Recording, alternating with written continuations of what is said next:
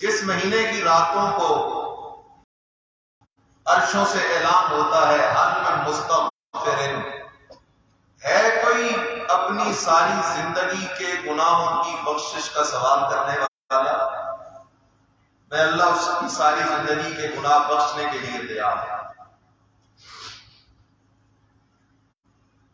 چونکہ ماہ رمضان ماہ رحمت ہے، ماہ رمضان ماہ مغفرت ہے، ماہ رمضان ماہ نجات من النار ہے۔ اللہ اس مہینے کے آخری عشرے میں کچھ لوگوں کے بارے میں فیصلے کر دیتا ہے، میں نے ان کو جہنم کی آگ سے بری کر دیا ہے۔ پر میں دوسرا بدنصیب شخص وہ ہے جسے رمضان کا مہینہ میسر ہوا، مہینہ رمضان کا گزر گیا، لیکن وہ شخص اپنے رب سے اپنے گناہوں کی بخشش نہ کروا سکا، اپنے رب کو اس نے راضی نہیں کیا۔ صحابہ نے پوچھا یا رسول اللہ صلی اللہ علیہ وسلم تیسرا شخص کون سا ہے؟ آپ علیہ السلام نے فرمایا تیسرا بدنصیب اور بدبخت وہ شخص ہے کہ جسے بوڑھے والدین کی خدمت کا موقع ملا، والدین کے بڑھاپے کی عمر تھی، یہ والدین کی خدمت کر سکتا تھا اور والدین کی خدمت کر کے اپنے لیے جنت کما سکتا تھا، لیکن اس بدبخت نے بوڑھے والدین کی خدمت نہیں کی اور والدین اس سے ناراض چلے گئے، اس نے والدین کی خدمت کا حق ادا نہ کیا۔ فرمایا یہ وہ تیسرا شخص ہے جس کے لیے جبرائیل بددعا دے رہا تھا اور میں نے اس کی بددعا پہ آمین کہی۔ اور یہ بات دلوں کی تختی پہ لکھ لو،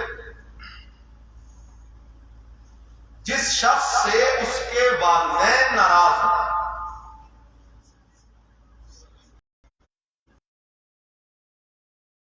خیال ہو کہ میرا اللہ مجھ سے راضی ہوگا، یہ اس کی خام خیالی ہے، پاگل پن ہے۔ جب تک والدین راضی نہیں اس وقت تک اللہ اس بندے سے راضی نہیں۔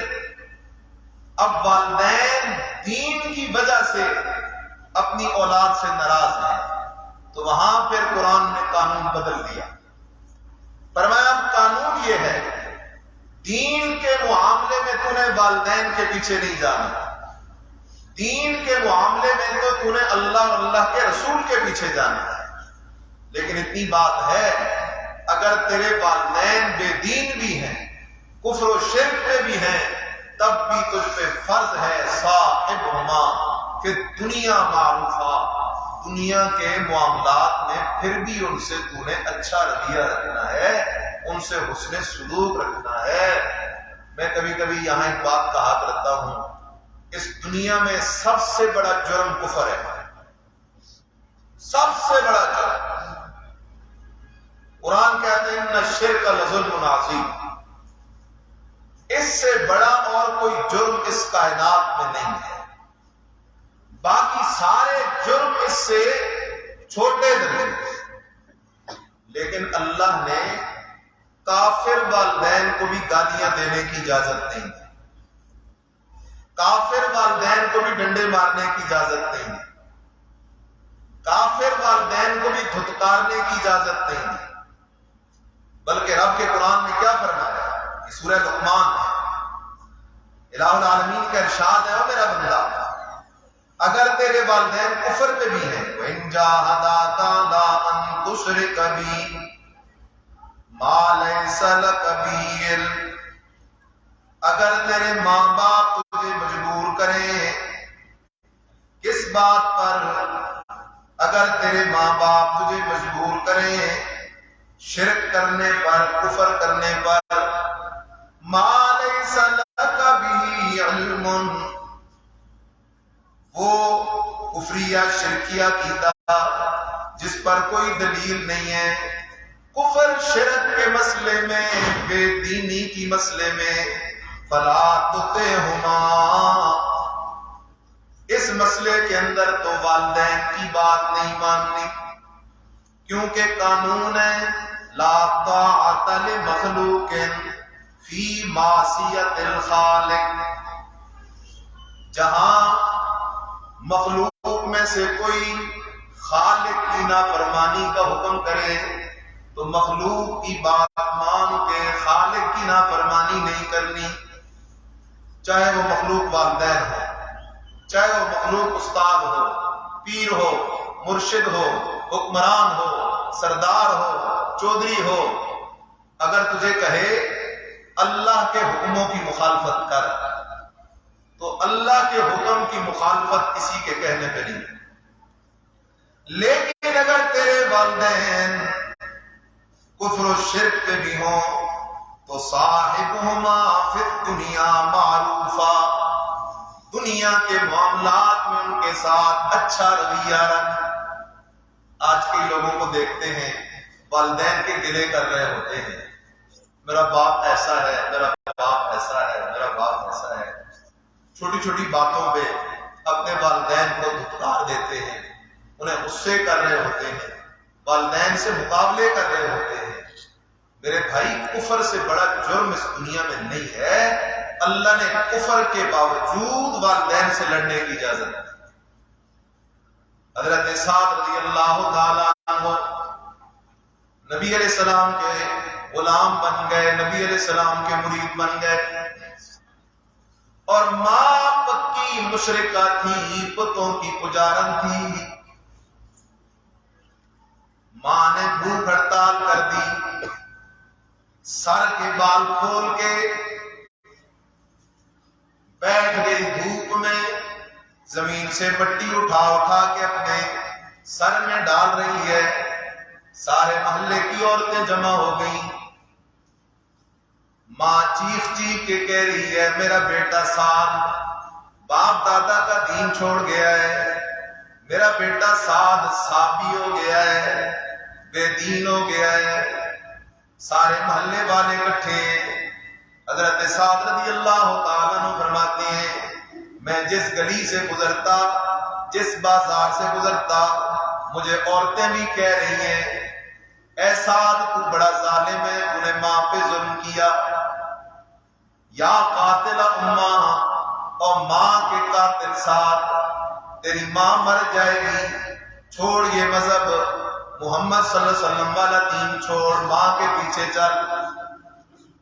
اور حضرت سعد فرماتے ہیں کنت بارم بأمی، مجھے اپنی ماں سے محبت بھی بہت زیادہ تھی، لیکن میں کیا کرتا، ایک طرف ماں کی محبت ہے، دوسری طرف آمنہ کے لال صلی اللہ علیہ وسلم کی اطاعت ہے، ایک طرف بتوں کی پوجا ہے، دوسری طرف رب کی پوجا ہے، ایک طرف کفر ہے، دوسری طرف ایمان ہے، ایک طرف جہنم ہے، دوسری طرف جنت ہے۔ میں بڑا پریشان تھا، ماں کے پاس میں نے کہا میری اماں لو کانت لک مئۃ نفس، اگر تیرے بدن میں 100 زندگیاں ہوں، 100 روحیں ہوں، اور تو 100 دفعہ مرتی جاؤ الا ایا، اور لوگوں عبادت نہیں کرنی مگر صرف اللہ ہی کی کرنی ہے۔ ایک وبالوالدین احسانا، اور والدین کے ساتھ احسان کرنے کا اللہ حکم دے رہا ہے، والدین کے ساتھ احسان کر۔ وبالوالدین احسانا، کیسے احسان کر؟ سبحان اللہ۔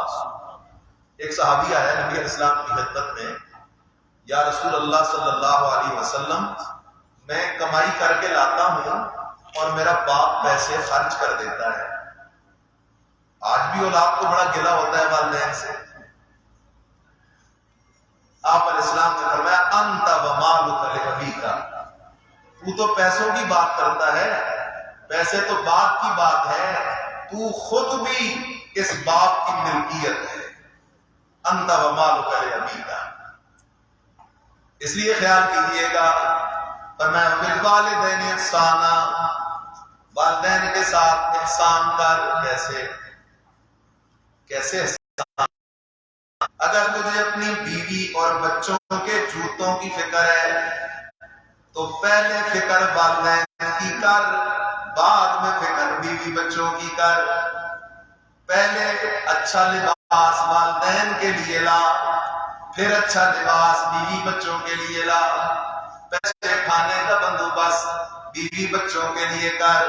پہلے والدین کی ضرورتیں پوری کر، پھر بیوی بچوں کی ضرورتیں پوری کر.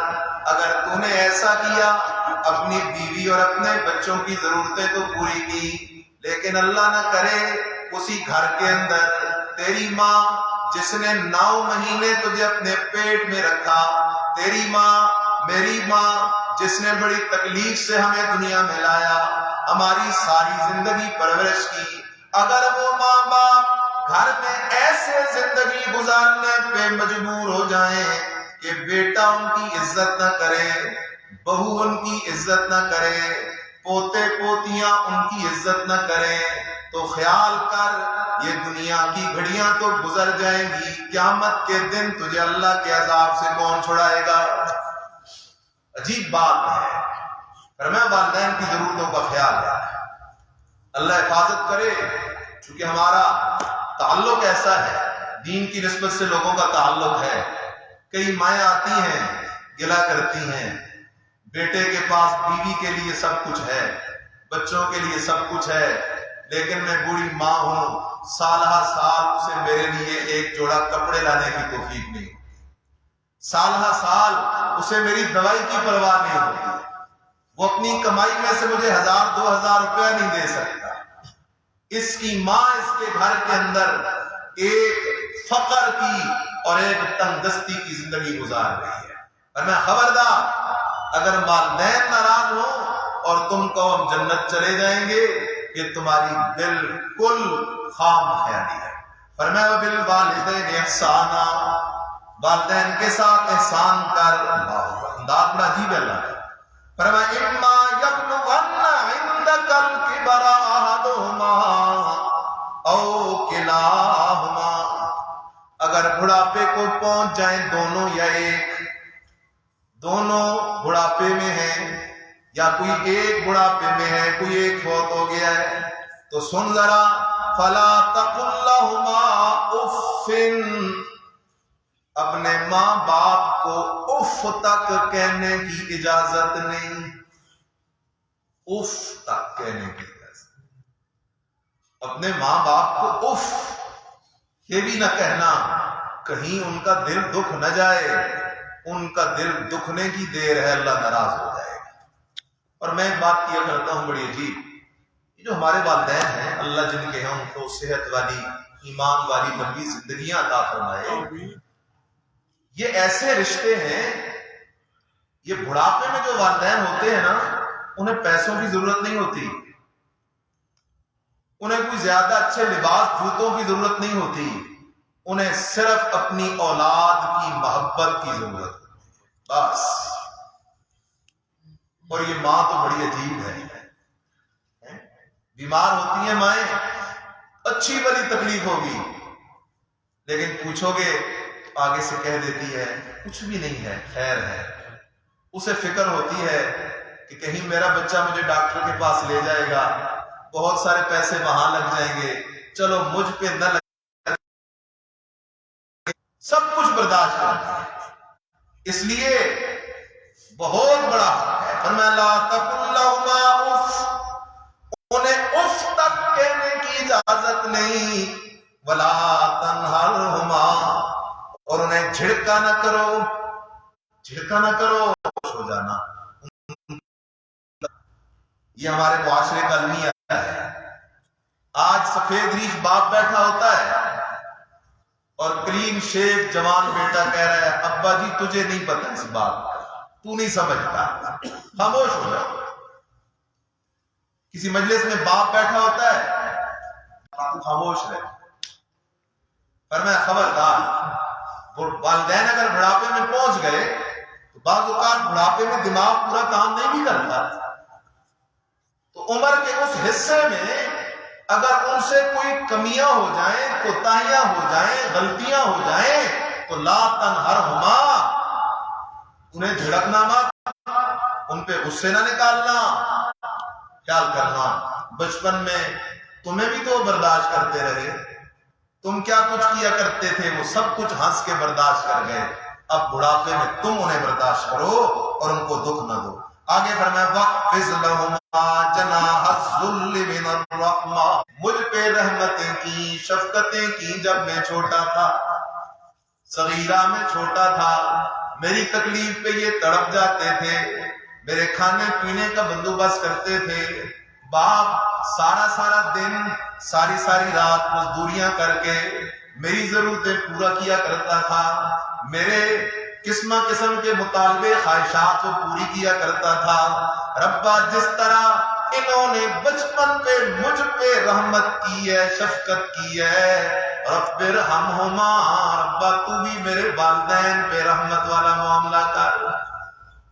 اس لیے نبی اکرم صلی اللہ علیہ وسلم کا فرمان ہے ارحموا من فی الارض یرحمکم من فی السماء، اور میرے بندو اگر تم چاہتے ہو کہ اللہ تم پہ رحمتیں کرے تو اس کے لیے ایک آسان سا طریقہ ہے ارحموا من فی الارض، تم اپنے گھر میں دیکھو، خاندان میں دیکھو، محلے میں دیکھو، کون لوگ غریب ہیں، فقیر ہیں، بیوہ ہیں، مسکین ہیں، یتیم ہیں، تم ان کی ضرورتیں پوری کرو، اللہ تمہاری ضرورتیں پوری کرے گا۔ عجیب بات ہے، بہت ضروری ایک جملہ کہنے لگا اور آخری جملہ ہے۔ آج امتحان کا وقت ہے، امتحان کا وقت ہے، مہنگائی ہو عروج پہ پہنچی ہوئی ہے، اور حقیقت بات ہے لوگ تکلیف میں ہیں، پریشان ہیں۔ اس لیے آج وقت ایسا ہے کہ مجھ سمیت ہر مسلمان کا فرض بنتا ہے اپنے ارد گرد پڑوس میں، رشتہ داروں میں ایک دوسرے کی ضرورتوں کا خیال رکھے۔ اللہ تعالیٰ اپنے خزانوں سے ہمیں اتنا دے گا کہ ہم تصور بھی نہیں کر سکتے۔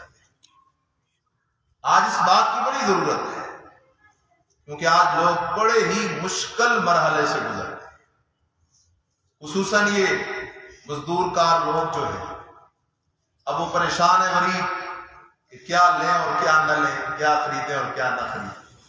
تو یہ وقت ہے، اصل بات تو یہ ہے کہ ہمارا ایمان اسباب پہ ہے، مسبب الاسباب پہ ہے۔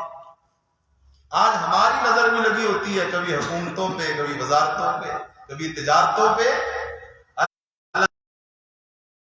اللہ یبسط الرزق لمن یشاء ویقدر، اللہ کہتا ہے اس رزق کو کھولتا بھی میں ہوں اور بند بھی میں ہوں۔